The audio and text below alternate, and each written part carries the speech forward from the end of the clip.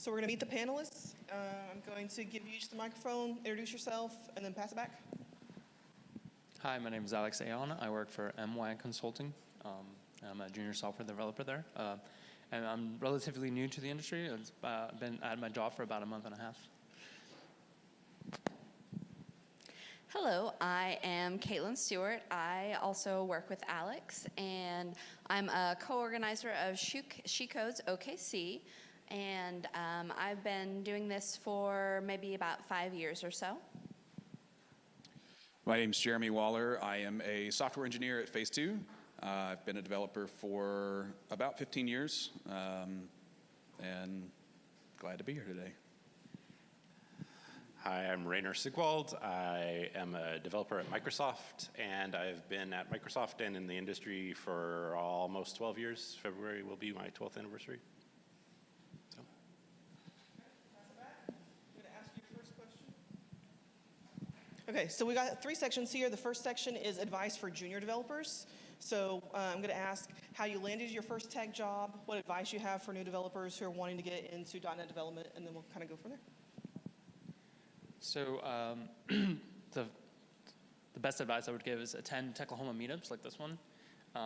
We have OKC Sharp, OKC SQL Server meetups. Attend those. There's a bunch of people there who are interested in these technologies, who have a lot of experience in these technologies, and can help you get your foot in the door and try to understand how everything works together. They probably already ran into a lot of the same problems that you will probably run into, so they're a great resource. Another way would be to use free resources that might be available, like Lynda courses. If you have a Metro Library card, you can take all the Lynda courses you want or need. They have a lot of research on C# and any framework, SQL Server, and other web development topics. Some advice I have for newer developers is to just get in and make something. It doesn't have to be the greatest, it doesn't have to be complex, but if you make a project, even a small one, that gives you something that you can show off. You'll learn skills doing it, and you'll kind of learn resources like, hey, I need help. Let's reach out and ask someone for help, and you'll develop connections that way too. I think the first thing I would ask is why you want to get into .NET development. .NET is such a big umbrella that just saying you want to get into .NET development, it's like a big black hole, and you'll have no idea where to start. So, to mirror a little bit about what Caitlin said, having a problem of your own that you need to solve, having a project that you can work on, you'll learn so much more, and you'll be able to hone in that focus on what interests you about software development or about .NET more specifically. And you always learn the most by solving your own problems and running into those headaches more than just reading something or following a tutorial. Yeah, I think all of that is good.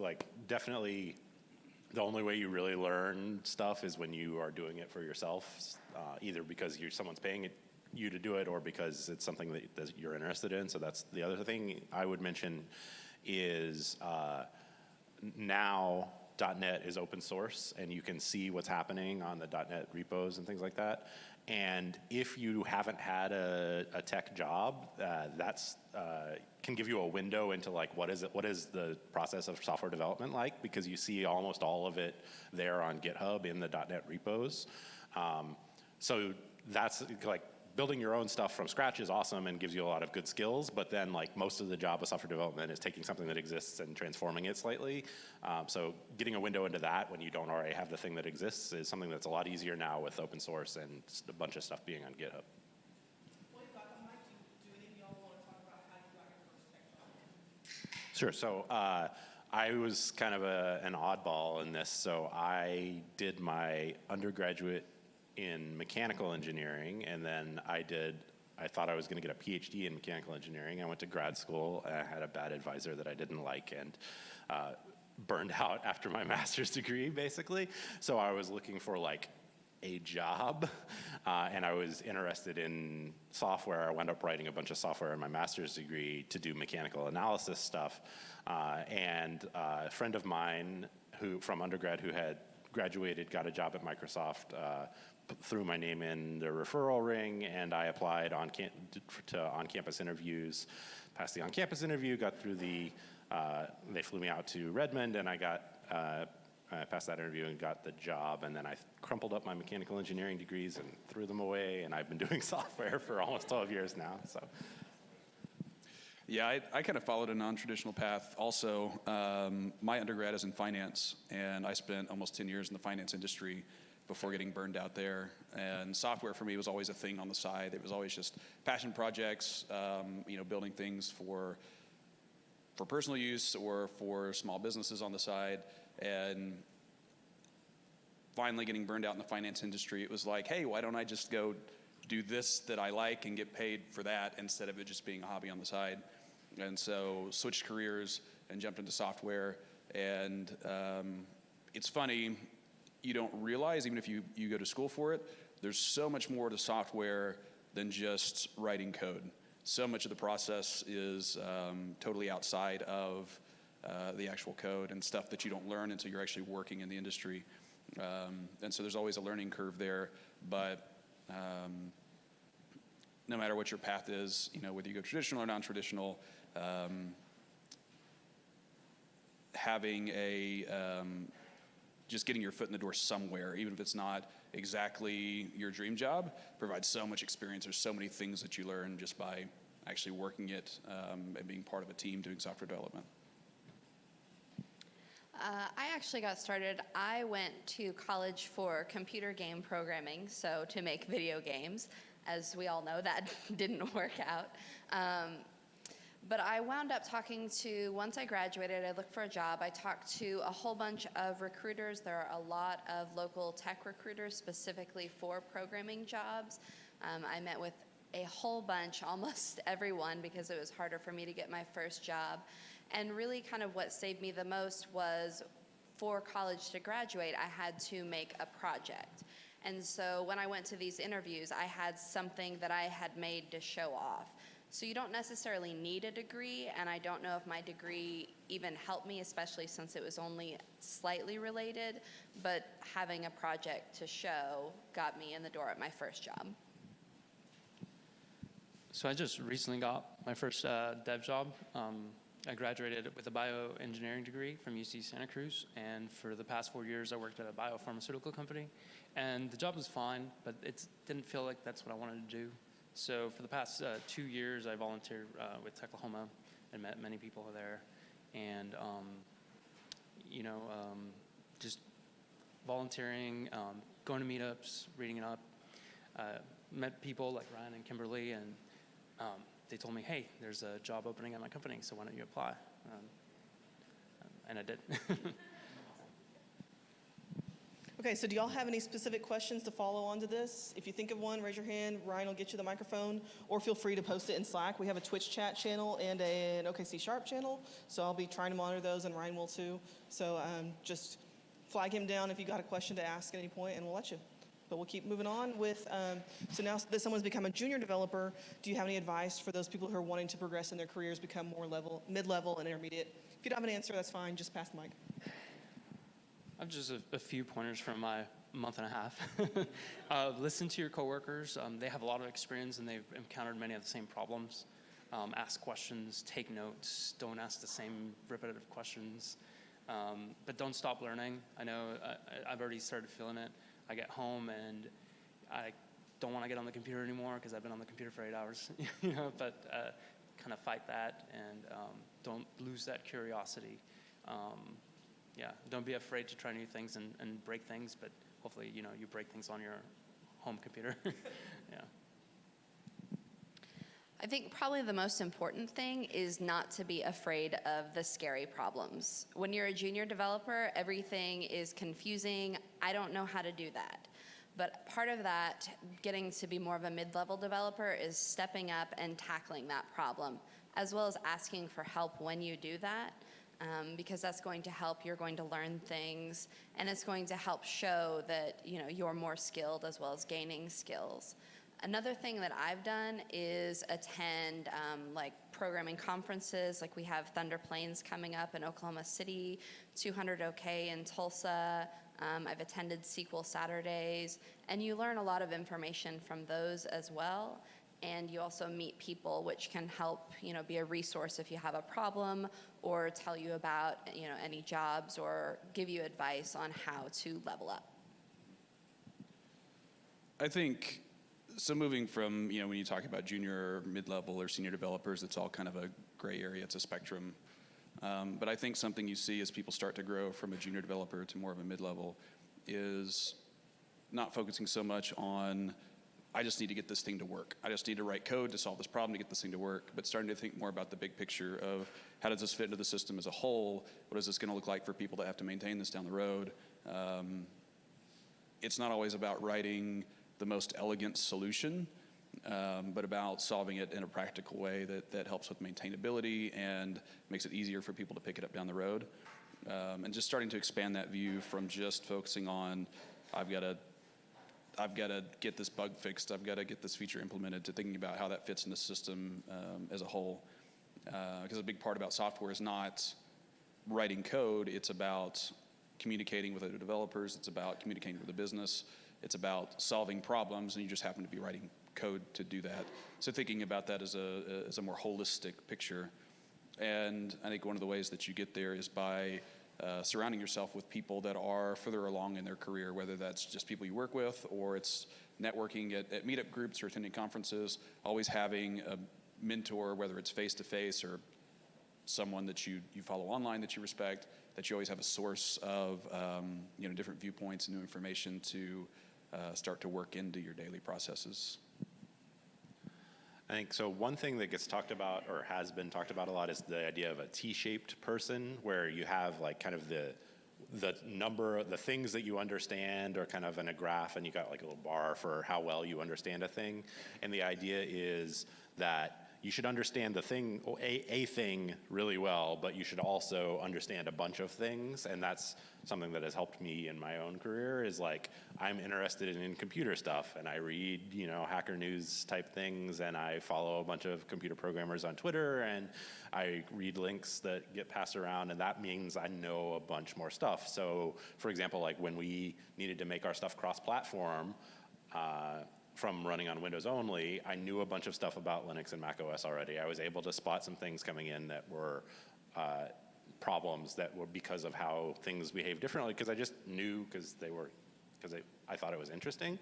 And I would say just generally, as you're a more junior developer, you tend to be given a problem and said like we decided what the problem is here, and you should go solve it. And we kind of already also understand how that is, how the solution would go. Becoming more mid-level is more of seeing a problem and then figuring out how to solve it.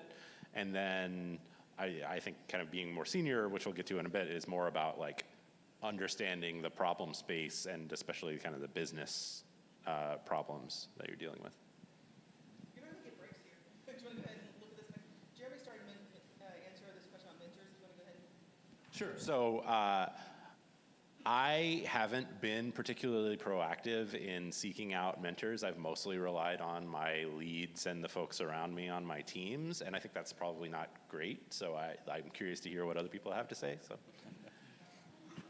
I would also say that I haven't been real intentional in seeking out a specific person to be a mentor, but I've also been really intentional in my career about trying to find places where I can always learn more. So my mentors end up being the people that I'm working with. It feels good when you feel like you have more experience than other people, but that's not how you grow as a developer and how you grow your career.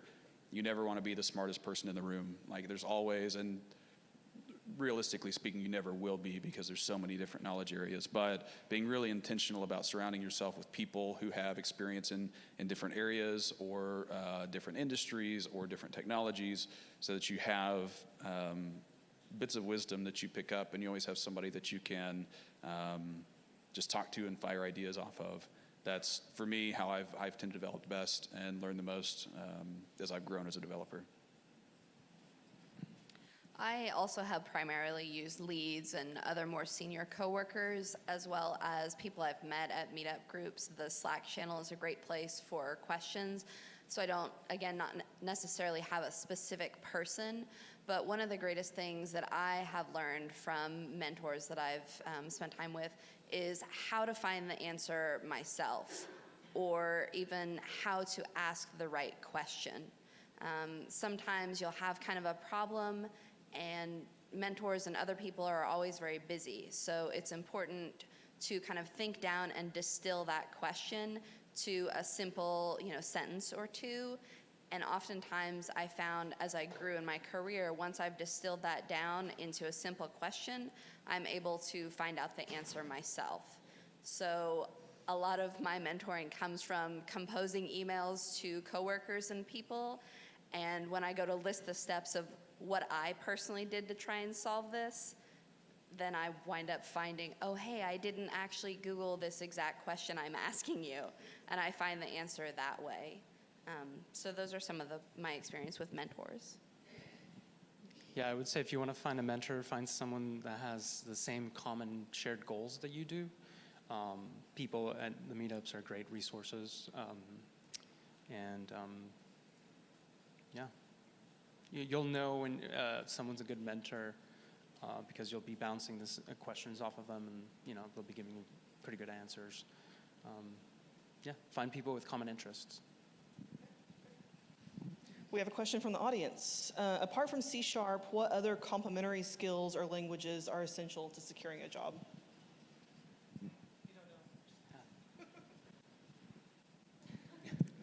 I'm very excited. My favorite language, SQL.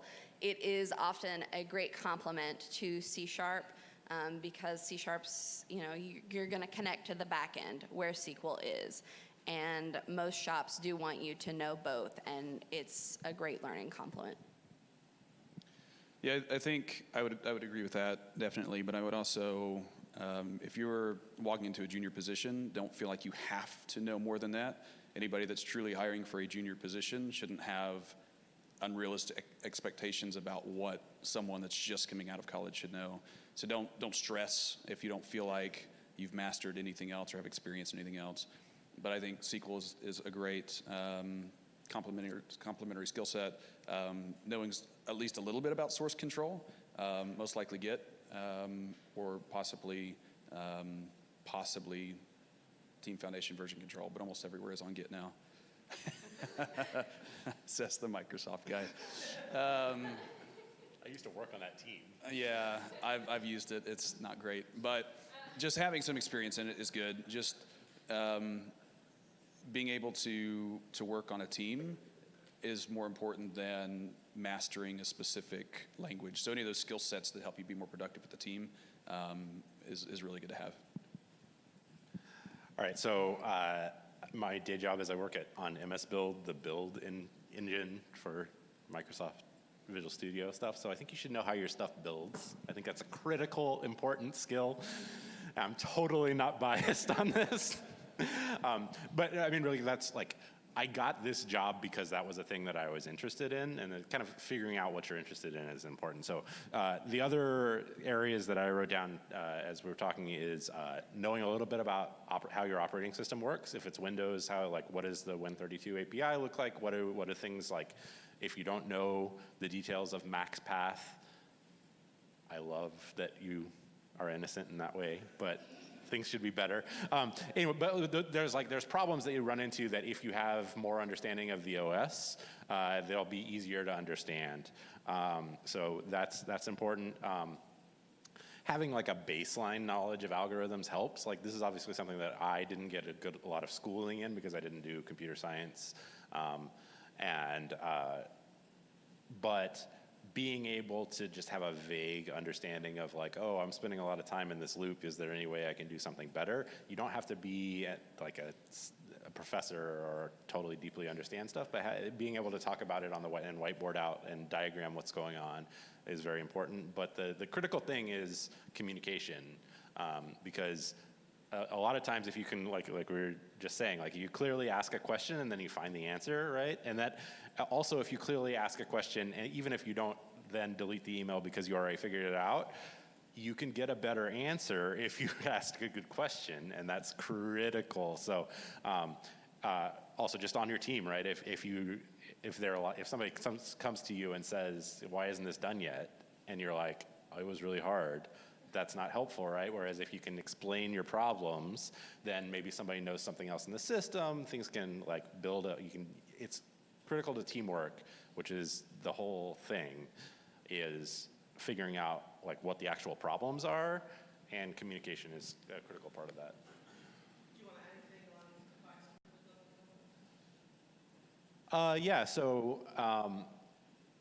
advice? So again, becoming more senior, I think where it has really worked for me is like my T is very deep. I know a ton about build stuff, and that's obviously not what everybody needs, right? We need people to know different things over time. So I think both broadening your skill set and deepening, and then also, like I was mentioning earlier, kind of becoming more senior means thinking more about business problems than about software problems, and figuring out how to tackle what those problems are. And that's true even on my team, which is like very in the depths of things, right? It's the kind of business problems we got are not how does Microsoft make more money, but it's things like how can we attract more developers, and how can we make the development experience more smooth.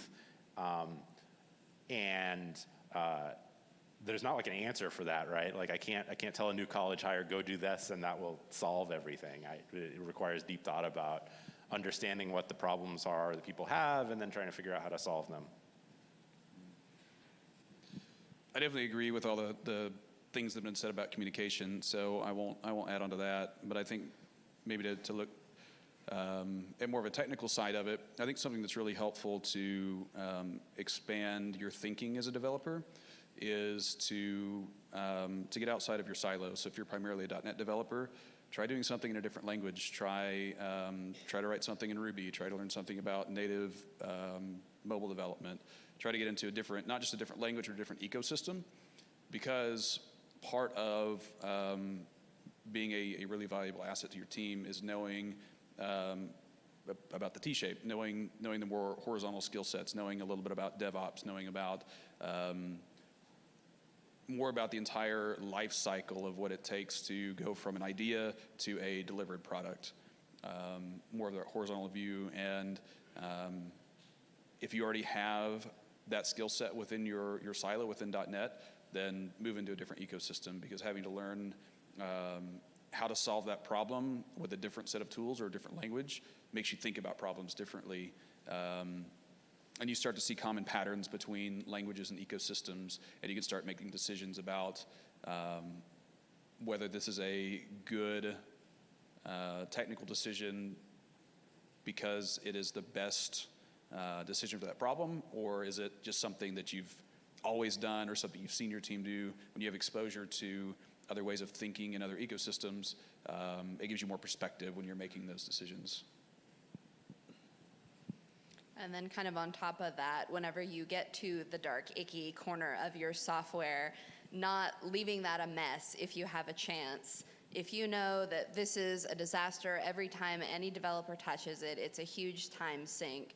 When you go and touch that, try and make it at least a little better, whether that be by, comments or even reanalyzing the business reasons and just making it better, improving it. Okay, so we have an audience question. With the rise of easy-to-use, no-code programming interfaces like Azure Apps, Power Apps, Flow, Functions, etc., would you still consider C# a good start for application development? Yeah, I would say yes. In college, I learned Java, and there are some similarities, but I think, like you were saying, languages start looking a lot like each other. And if you understand algorithms, data structures in one language, you can understand it in another. Those things aren't going to change. Maybe the syntax will. So I think it's still worthwhile learning C#. It's got a lot of people behind it, and yeah. I agree. I think learning any language, you strengthen your core understanding of problems and scenarios more than its syntax.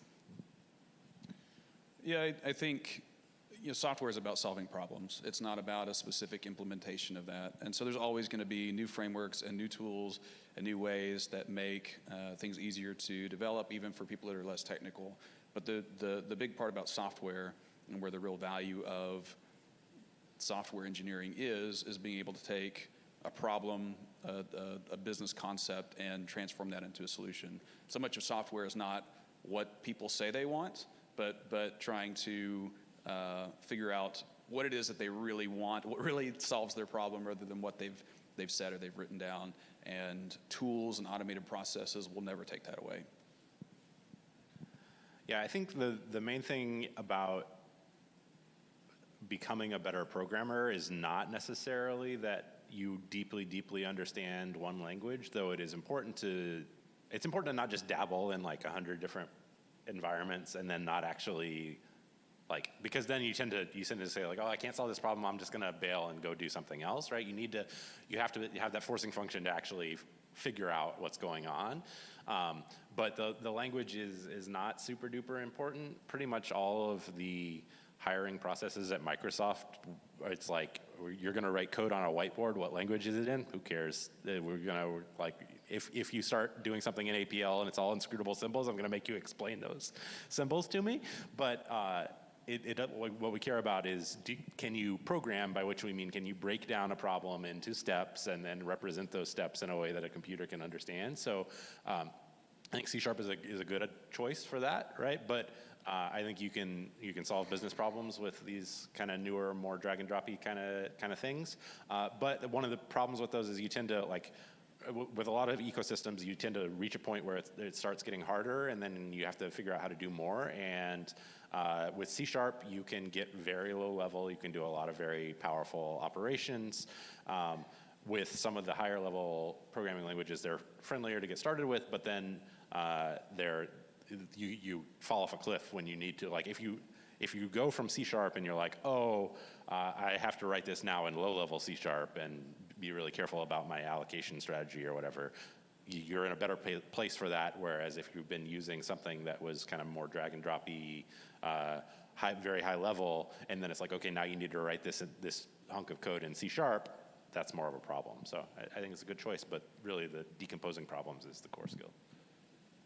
Okay, well, you got the mic. Do you want to answer tools that have furthered your growth? Sure. So I already talked about I like computers, and I'm really a curious kind of person, right? So now things like Reddit are programming. I look at Hacker News a lot. I follow a lot of people on Twitter and follow their links to interesting articles about programming and things.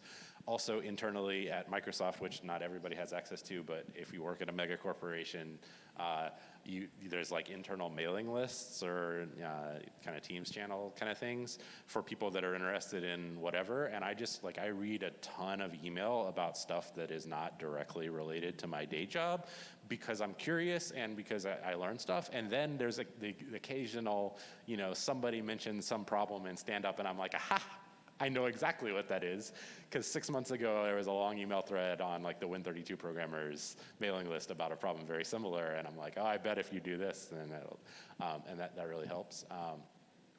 But the thing is, that's fun for me, right? So I don't think of it necessarily as this is something I'm doing as career development. It's just sometimes I need to take a break from whatever I'm doing, and I'll go to an email list like the C# mailing list and read about what problems people are having. So it's not super conscious the way I do that, but I do think it's been super helpful. Yeah, I would definitely echo that. I think having some source for just general industry news is really good. Find a subreddit that you like, Hacker News. If you can still find RSS feeds, set something up. So that you just have exposure to other things in the industry, and not even necessarily software related, just technology in general, having exposure to that. But I'm also a big fan of more structured learning. So I've got a subscription to Pluralsight that just going through something, even if it's not something that I'm going to be working on in the foreseeable future, just having more structured exposure to a specific topic, I think is really helpful. And whatever your best learning medium is, there's all kinds of really good books out there. There's Pluralsight. You can find all kinds of stuff on YouTube for free. But just having something more structured in addition to general shotgun blast of industry news, I think is really helpful. Along with all the traditional learning tools, Pluralsight, conferences, meetups, one that has been useful for me has been speaking. When you research a topic, you get, in-depth knowledge. You go out, you learn presenting, which is useful. You can show that to potential employers. You can re-give your talk in a version at work. And you also, network and meet people, and you learn a whole lot more. Sometimes people ask questions, give you different perspectives. So speaking definitely has helped me. I think most of the tools have been touched upon, but I would say free resources like lynda.com or your local library or edx.org. Those are all great resources that can further your growth.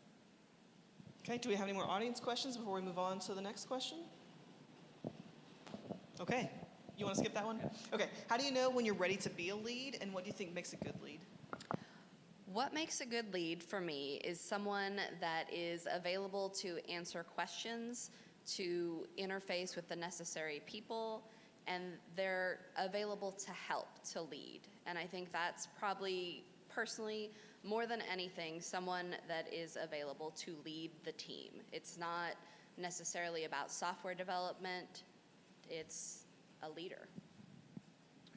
Yeah, I think a lead looks different in every organization, but I think something that's really important just for anyone that's taking on that role of keeping the team focused and making them more productive is someone who's able to do that, to keep the team focused and make them more productive. And what I mean by that is someone that's really good at identifying and removing blockers, someone that can take on some of those business decision processes, so the team is not spending their time figuring out, well, did they really mean this or did they really mean that? They can spend their time actually solving the problem rather than wasting cycles or trying to send emails back and forth, just getting enough information so they can actually begin work on the thing. I think another really good attribute of a lead is someone that can identify whether this is a problem we need to solve now or something that we can wait till later. So you can spend a lot of time fixing a problem that's not really a problem right now, and really keeping the team focused on, what's the most important thing right now that we need to get done and what can wait till next sprint or next month or never. Yeah, so I haven't been a lead, so this is all my opinions about things. But the main thing is that the job of being a lead is pretty different from the job of being a software developer because, you're not writing software. That's not the critical piece. At Microsoft, that's something that a lot of new leads have trouble with is they got promoted and so at Microsoft, there are two separate career tracks. There's the managerial track and the individual contributor track. So it's nice to have the option to I never have to be a lead. I can titles are equivalently salaried and everything. It's so becoming a lead is just changing careers to people management, which you still obviously have technical influence over your team, but that's not the core problem that you have anymore. And I think what makes a good lead is taking care of your people and fighting within the organization. Obviously, this is something that is I work at a mega corporation and I have for my whole career, so I have a lot of opinions about internal company politics type stuff, right? And a lead can help protect from that, but not too much, because some of the one of the problems is if you want to try to shield your reports from everything that's happening around them, is then they kind of get disconnected. So making sure that people are aware of things, but you're trying to fend them off or that sort of thing is important. And that also helps set up context for no, look, we fought this fight, but we lost, and now we have to do thing that we didn't want to do. So this is something I talk about with my lead now a lot is he's focused on trying to be a good lead, which is not the same as being a good developer, and is all about people management and communication flowing and things like that. Okay, before we move on to the advice for senior developers, we have another audience question. What have you ever tried to do or heard of that was attempted, but C# could not achieve? So when is C# not the right solution for something? So I mean, for for me, like C# is really good, and like because of my place in the ecosystem, it's kind of the only choice for most things for me. I think the critical thing with C# is it's garbage collected, which is good, but if you can't handle GC pauses in your application for whatever reason, then that's going to be a big problem. So like, don't write your software-defined networking switch infrastructure in C# because it is just like, it's not designed for that. I think so. Yeah, I think that's the biggest thing is like if you're going extremely low level and you need extremely defined performance characteristics, C# is good. C# has excellent performance characteristics, and C# has excellent tools to help you figure out your performance. So like higher up in the stack, everything is great. Like totally use C#. But at some point, you know, I think Rust is really exciting right now because it has this kind of expressiveness, but it's also this very nice deterministic and GC-less approach. So that's my opinion on that.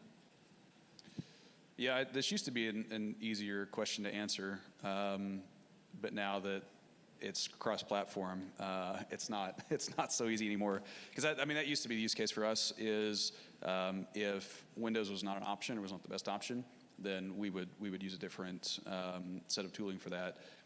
Now the only time that's really applicable is if you're working in a more legacy environment. You know, maybe you still don't have that cross-platform support, but not counting that, the only time that I tend to choose something different is if I need really rapid prototyping of something that's probably going to end up being throwaway code. You know, you can spin up an API in Ruby in 10 minutes and have it, you know, deployed really quickly. But that's not the language I would choose if it's something that's going to be big and long term. So I think it's kind of one of those things, if you got to make the decision, is this truly just a prototype? Is this truly throwaway code? Then I might choose something else. But otherwise, it's really hard to find a use case for most businesses where something inside the .NET ecosystem doesn't make sense. Even if you're working in something where you can't have those GC pauses, you can still write C# in a way that things are not going to be garbage collected. So there's almost always an argument you can make for why C# is a good language choice for that, unless you're working in really, you know, niche, you know, like integrated programming stuff, maybe not, but otherwise the .NET ecosystem is so big and so varied, you can almost always find a tool set where if that's where your expertise is, you really can't go wrong with it. I have a nice low-level answer for you. C#, not good for CSS. And that kind of boils it down to, I've seen it done. People are trying to, you know, impact the colors and things of a page using C# because it's there and it's convenient. At the simplest, C# is not there to do what your other supporting languages should do. All I can say is I haven't ran into that problem yet. There you go. Okay, do you have any advice for senior developers? Actually, yes, my coworkers. So yeah, just be more patient, you know, with someone just starting out, and you know, offer advice when you can, and if you're busy or something, just communicate that. Communication is very important. I really want to echo what Alex said, communication, being available, helping to answer questions, especially if they're stupid. But when you answer that, teach them how you got to that answer. It's going to help both of you. I think always being willing to take on that mentorship role. I mean, I think everybody can think back when they knew absolutely nothing and were trying to learn everything all at once. It's like drinking from a fire hose, that what sounds like a really simple question to me may not be a really simple question. And just try to remember that and keep that in mind, that my career has progressed and my knowledge and my skill set has progressed because of things I've learned from other people. And part of that senior role is not just your skill set, but your contribution back into the community from that. Yeah, so I think that's there's kind of two types of senior developers. There's the wizards who like live in their tower and like hand out code that solves problems, right? But you don't need very many of those in an organization, and you do need a bunch of people that are building up the whole organization to be more productive by teaching people stuff, by being good examples, by talking about their process that they've gone through as they've had years of experience to learn like what do you think about when you're solving a problem, things like that. And so that's a thing that I'm kind of focused on now. We have some new hires on my team, and I'm trying to figure out like what is my strategy for figuring out how do I split my time between doing my own coding and working with them so that they can be more helpful next week than they are this week, even if that means I'm less productive this week. And I don't have like a great like answer for that, but I think that's an important thing for more senior folks. And that's the senior folks that I have really enjoyed working with have always been very clear about their thinking, which was super helpful for understanding what's going on in the org and in the software. Okay, I think you might have already answered this one, but does every career in IT end up in management? So no, that's so. Most of the big tech companies have that kind of dual track system. I think it started originally at IBM, where the theoretical idea is that there's a very stratospheric level where somebody is an individual contributor, but they make as much as the vice presidents at the company because they're so incredibly productive. And that's definitely really a thing at Microsoft.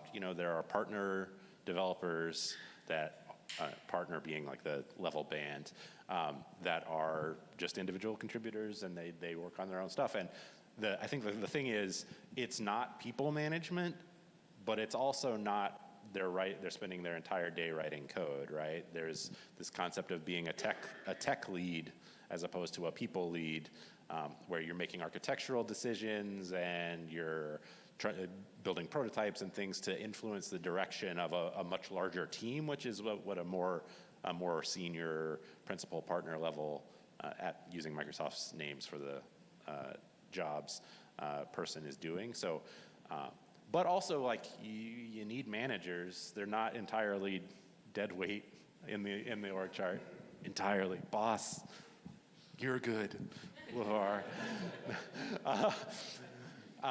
no, like that really is true. Like they're not like management is a useful thing, and you need managers. And having a totally flat org structure is not a good way to go. So if you're interested in management, like that's cool, and like I think it helps. Microsoft is not a place where you get somebody who comes in with an MBA and zero programming experience, which is nice. I know that happens at some places where somebody gets hired to manage programmers and doesn't know anything about programming. So I think it helps to have that kind of experience. And I think being a lead is totally a lead or a manager or a director or whatever is a good career choice if that's the kind of person you are. But remember that the problems that you're going to be waking up at night thinking about are going to be people problems, not computer problems. Yeah, and I think something that you can't lose sight of is if you are passionate about software development, or I'll even take it down a level, you're interested enough in software development that you don't wake up Monday morning dreading to go to work.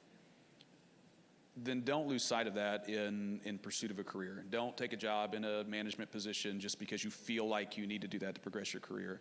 Because you don't want to get to the point where you hate going to work and you wish that you wouldn't have taken that and you just want to go back and write code. If that's what you want to do, then focus. There are plenty of opportunities at plenty of different companies to continue to progress in your career while still maintaining a very technical role.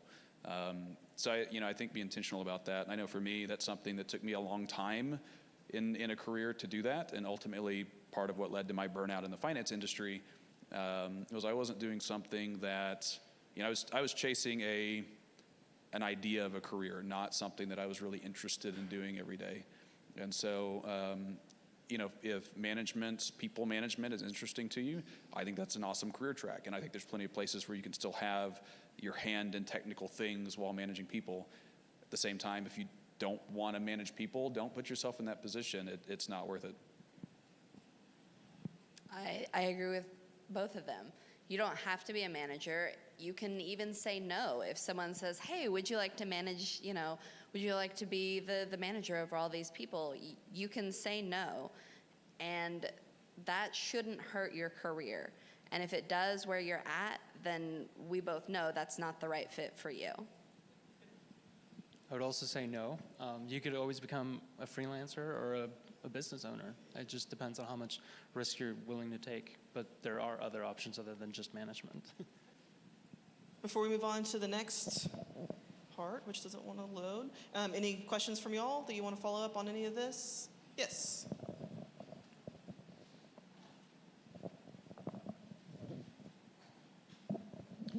What about for the beginner programmers and the age-old question, how do I get a job when they want 2 years experience to start out?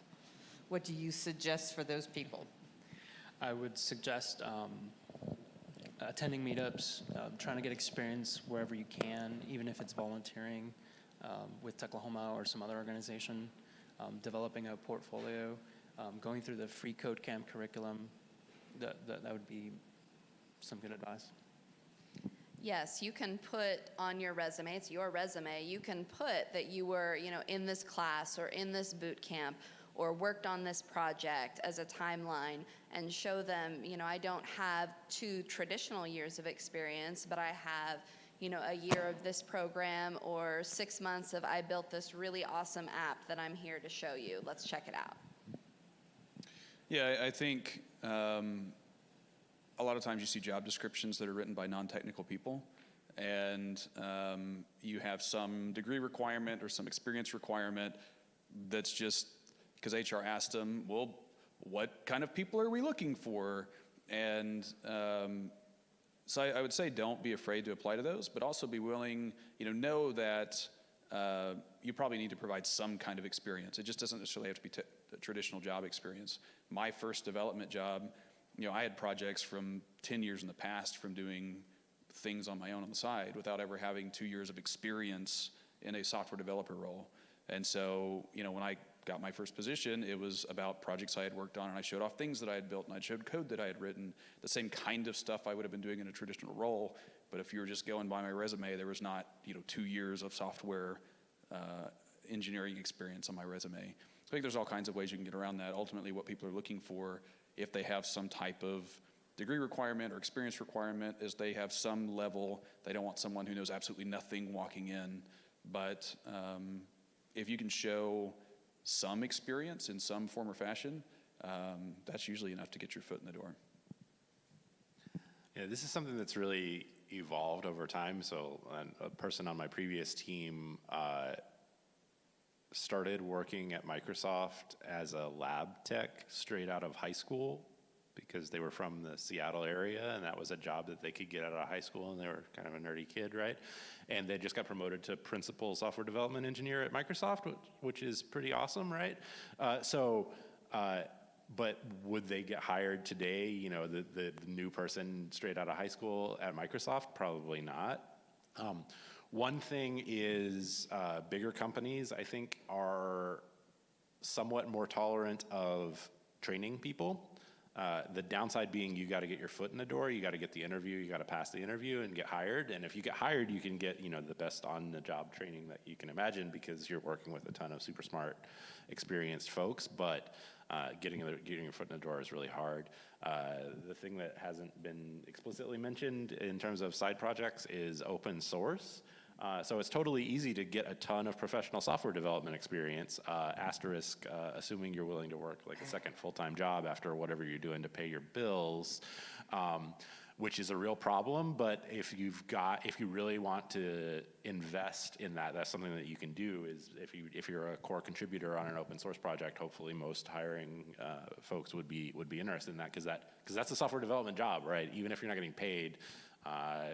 Figuring out what bugs are important, making fixes, developing, charting a path through the possibility space to a new version. Like that's the job of software development. So doing it for open source or your own projects is important, but you got to convince people, hey, that's really enough. I think most people understand now, but I mean, really the downside of that is like, yeah, as long as you've got a ton of time to spend on stuff. If you're working 14 hours a day just to pay your rent, that's not really a good option for you, but I don't know that there is one, which is unfortunate, sorry. I'll add a little bit to that. If you are in that position, you don't feel like you have extra time to work on some kind of side project, try to find your way to, maybe it's not in a software development role, try to find some You can find maybe a QA role or something that doesn't have that as high of a bar for traditional software experience, but still something that is software related, some type of project management type role. Whatever your background is, you can find something, but maybe as a job you can leapfrog off of that into a more traditional software role. Okay, we still have a couple more minutes, so if we start to go over time and you need to get back to work, even the panelists, that's okay. You won't hurt our feelings if you need to leave. And that's fine. We have a few more questions prepared, but I just want to ask y'all, was there a question on the list that you were kind of looking forward to answering? Yeah, my prop. Ask me about interview prep. Okay, what was the interview prep question? How do you prepare for technical interviews?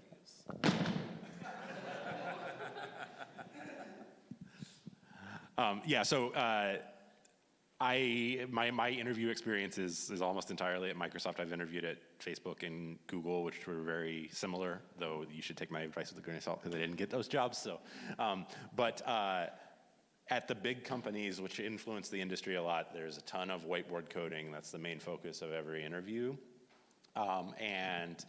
So like knowing algorithms and having a vague notion of, oh, this is a graph problem. Let me dig into my memory for trying to how do I walk a graph, that kind of problem. And the various other options are super important. There's a blog post that I recommend by Steve, I think his name is Yegi, Steve Y, called How to Get That Job at Google, which goes into a ton of detail about what the Google interview process is like, which is substitutable entirely, in my experience, for the Microsoft and Facebook things. And I know like a lot of Silicon Valley companies just all do the same thing. I don't know what the story is like for more local folks, but I know that that's all very important. And so algorithm prep and practice whiteboard coding. Pen and paper is probably fine. You don't necessarily have to have a whiteboard, but like actually writing it down is hard because it's so hard to do that, and especially under pressure. So try to do it beforehand. Okay, Jeremy, do you want to answer that question or any other question that we have left? No, I actually wrote this question down. This is my question. And I think it depends very much on the type of company that you're wanting to interview for. If you're interviewing with Microsoft or any of the FANG type companies, algorithms and traditional computer science concepts are going to be a lot more important than a smaller software development shop or software within some larger corporate enterprise.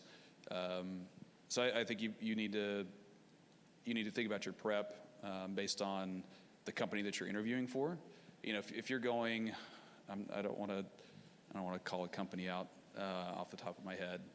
If you're just, you're going to be working for an internal software development shop for a company that does nothing in the IT space, you're supporting internal corporate software, you're probably not going to be answering algorithm questions in an interview. Maybe you are, but I would really question how they're using that. Like, are they just doing it because they heard that it was the big companies do it?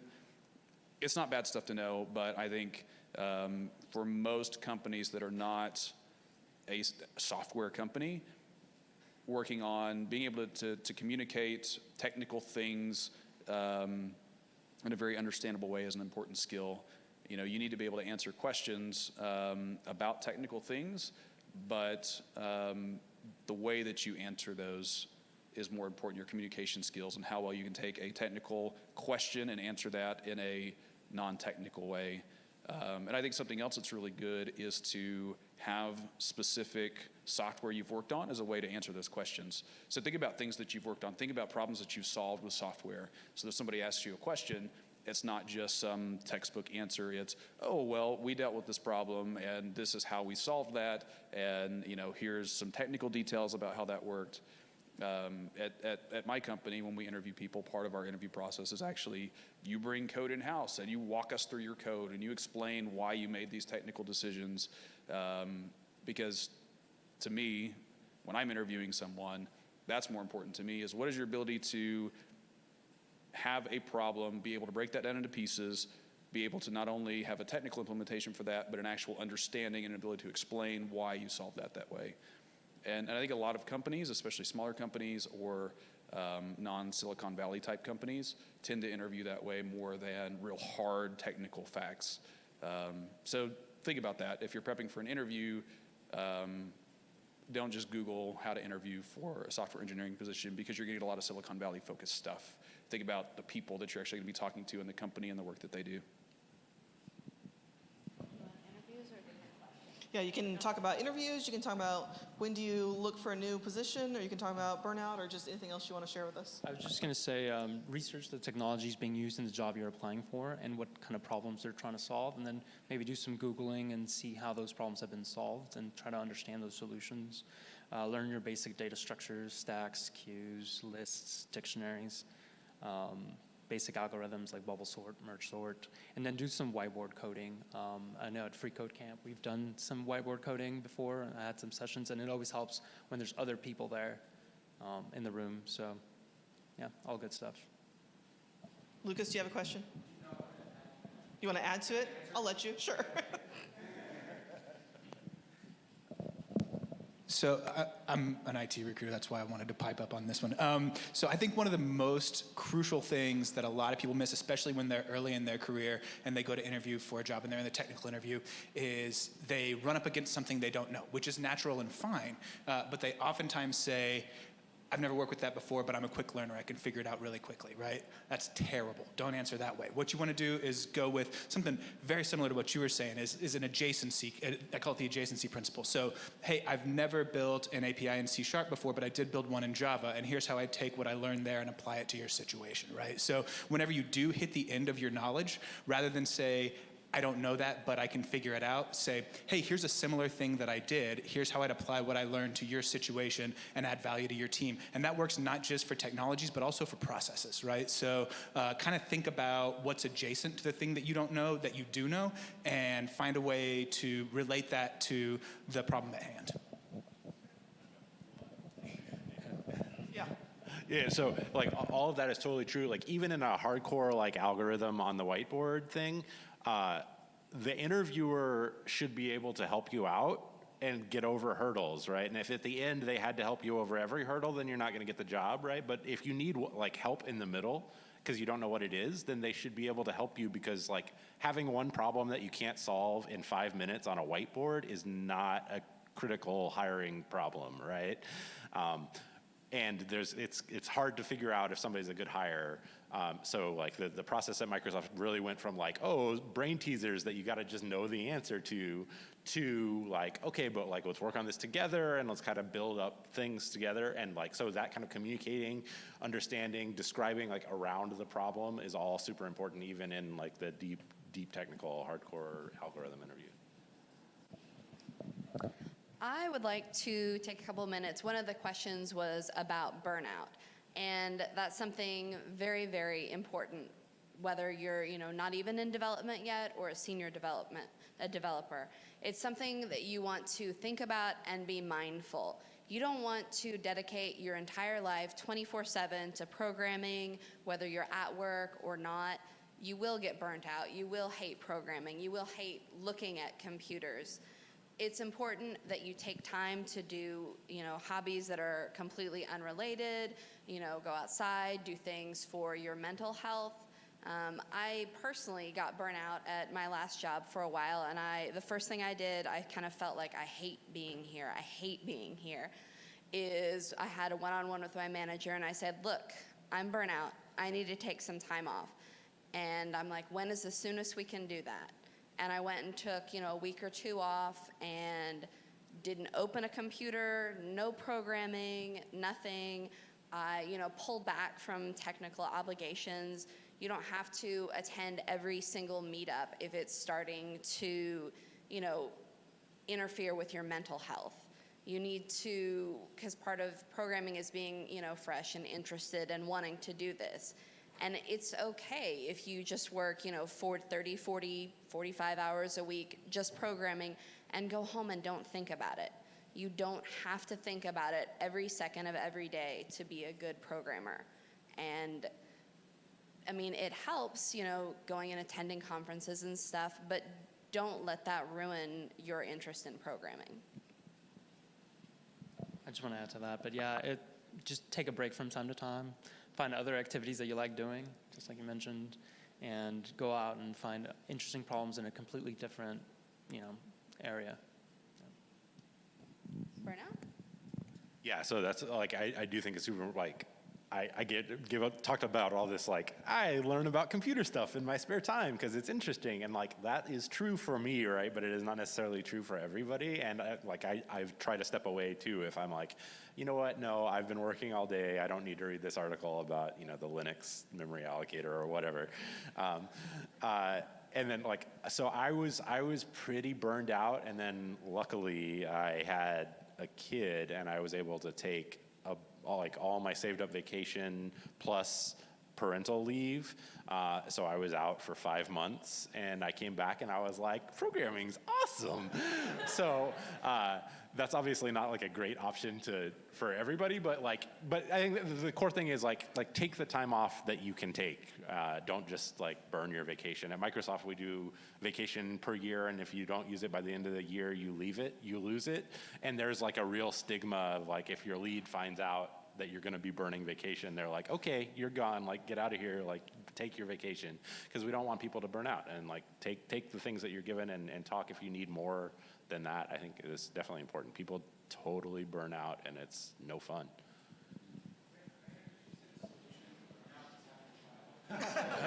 Temporary solution. Okay, so we are over time. Any quick closing remarks you want to make? Want to say thank you to all of our panelists and to all of you for sticking around?